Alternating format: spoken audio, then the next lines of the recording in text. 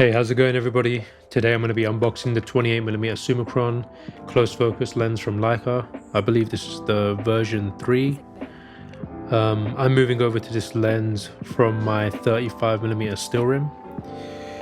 I've been shooting the 35mm still rim for about 4 to 5 years, and I came to the conclusion that I wanted something a bit more wider.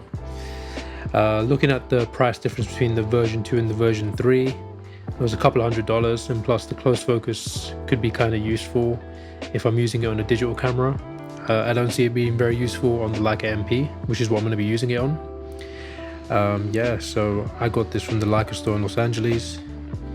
As you can see in the box, just the standard stuff,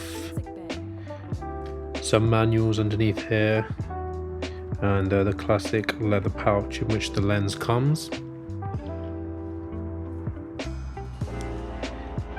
And that there is just the serial number and the certificate to sign off the lens.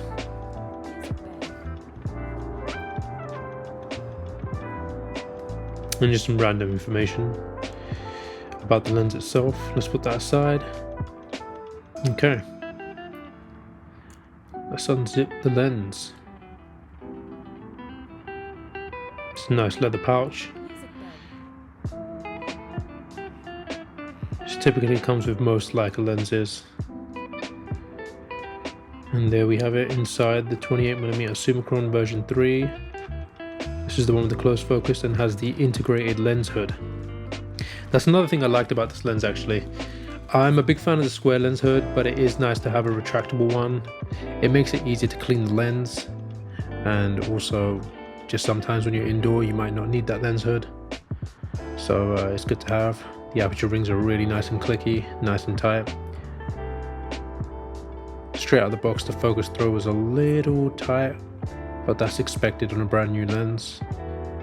Essentially, when you keep focusing, it'll wear in the lens and make the focus throw smooth. But yeah, there you have it, the 28mm Summicron version 3. Subscribe to the channel. I'm going to be posting some POV videos which will highlight this lens and how it performs on film.